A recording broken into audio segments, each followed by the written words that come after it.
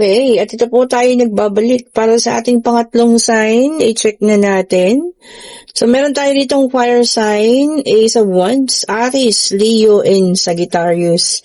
So, this is for mga fire sign po, ha? Okay. Ace of Wands signifies a new project. Ayan. May mga bagong proyektong umpisahan. Meron ding mga panibagong inspirasyon. Ayan.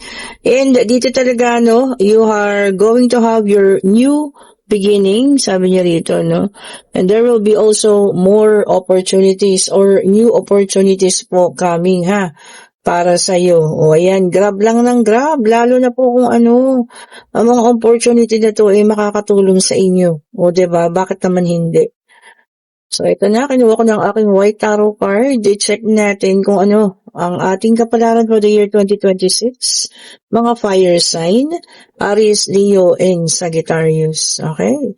So, tingnan natin para sa unang card. Oy, Knight of Swords signifies a new changes or a big changes sa buhay. So, maaari pong may malaking pagbabago ang parating pagdating ng year 2026. Maaring ito po ay sa inyong financial, ano? Pwede rin ito po ay sa inyong love life or po pwedeng pangkalahatan. Love life, financial, sa health, kung ano man ang malaking pagbabago na ito. Let's hope na maging positive ang pagbabago na ito, ha, at iwasan natin yung mga negative things. Okay po. And para sa ating second of card, dito ang ating Queen of Wands. Ayan. Siyempre, alam niyo naman, pag lumabas ang Queen of Wands, ibig sabihin masipag. So for the year 2026, tuloy-tuloy lang ang ating tawag dito, pagpupursige, ano? Pagkayod ng husto, o, diba? At pag-iisip, no, para sa ating future. Hindi wala tayong ibang iniisip, no, mga fire sign, kundi ang ating magiging future, no? Hindi lang year 2026, sa mga iba pang taon. So, ngayon, talagang as in focus kayo sa pagkayod, ano? At paghanap buhay, which is good, no? And, tignan natin, Page of Pentacles, okay. So, merong Page of Pentacles, ibig sabihin, may mga balita na makakarating sa'yo. Pwedeng makatotohanan, pwede din namang hindi. So, dapat matuto tayong sumuri, no, ng mga balitang ito, mga news na paparating, ha. Pwedeng fake news, pwedeng scam, pwede rin hindi tunay, no? Pwede hindi totoo. O kung ano man po yan, pag-aralan mo ng mabuti, ha, bago ka maniwala, o kung ano pa man. Kasi baka mamaya, diba, nanloloko lang naman at hindi totoo naman ang kanyang sinasabi. O, yun po, ha, maraming mga balitang ipaparating sa inyo. Hindi ko alam bakit kailangan iparating sa inyo. Pwedeng involved ka rin, ano? Pwedeng kasama ka po, di po ba, no? And, tingnan natin dito para sa ating pang-apat. Okay, tingnan natin po, ha. And, meron tayong Page of Cups. Ayan. So, sa Page of Cups natin, meron tayong mga kakausapin. Ayan. Pwedeng ito po ay mga importanteng tao involved ang inyong financial. Okay po. Involved din ang sabihin natin relationship, no? O pwedeng ito ay tungkol sa, alam mo yan, mga dokumento. Basta ito po ay tungkol sa usapang legalities. Okay? So, kung ano man po yan, ano, na pag-uusapan ninyo, so hopefully, maging maayos, no? Pag-uusap ng legal. So, yan ha, para sa mga fire sign, mga Aries, Leo, and Sagittarius. Okay po? So, i-check natin dito sa ating oracle card. Ayan ha. Kung ano naman po ang bigay sa inyo ng ating mga oracle card po ha. So, tignan po natin. Ano? Okay. I-shuffle lang natin siya. Ayan. Kuha tayo din ng 4 para sa ating mga fire sign. Tignan natin ha. And, meron tayo ditong, sabi rito nyo, addiction. O, ayan ha, for some of you, no, meron pa rin mga addiction, pwedeng alcohol, ayan ha, kasi meron siyang dalang alcohol, no, or pag-inom, ayan ha, wag lang sana yung mga, no, pinagbabawal na gamot, wag naman po ganun. Pwede rin pagpapaganda, no, pag-aayos ng sarili, okay lang yan, kung sarili mo lang yung ginagastos sa inyo, okay lang po yan ha, or pagiging vanidosa, no? Yung talagang pag-aayos sa sarili. Kasi maganda siya, 'di ba? She's so pretty. Yun nga lang, parang nagkakaroon ng addiction or pagkahumaling sa isang bagay, ano. Pwede rin kasing tao yan, 'di ba? Na magkakaroon kayo talaga ng sobrang pagmamahal sa kanya. Okay po, and then meron tayo ritong adventure. Yan. For some of you, air travel, parang doon sa nauna kanina, no?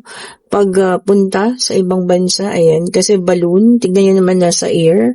So, ayan po ha, maraming travel plans din ang ating mga fire sign for a new adventure. Ito po mga ano lang, hindi trabaho, no? Pero yung mga adventure, yung mga pag-alis na talagang, alam mo yun, gusto nila ng mga memories, di ba?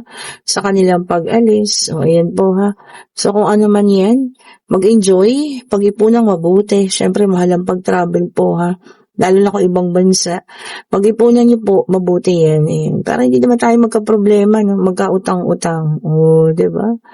So, ayan, ingat din, sa mga aalis. Ayan po ha. Baka kasi nga mahal ang December, 'di ba? Kumuha ng ticket para sa ibang panahon at medyo mura-mura na. Wais din ha. Wais po yung mga ganun. Sabi nga nila, mga wais hack. 'Di ba? And meron tayo rito, distraction. Ayan. For some of you, makakaranas pa rin ng betrayal, galing sa ibang tao. Ayan, mga fire sign.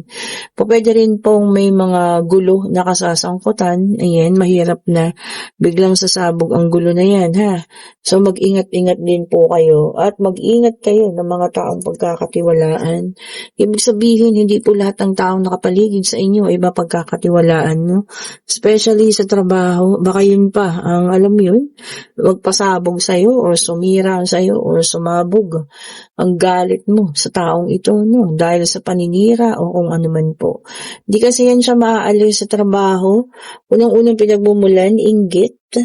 Pangalawa, gusto niya na siya yung mas makilala kaysa sa'yo because siguro ikaw, maganda yung pagtingin sa iyo ng mga tao kasi okay ka, maayos ka, mabuti kang tao, madali kang pakisamahan.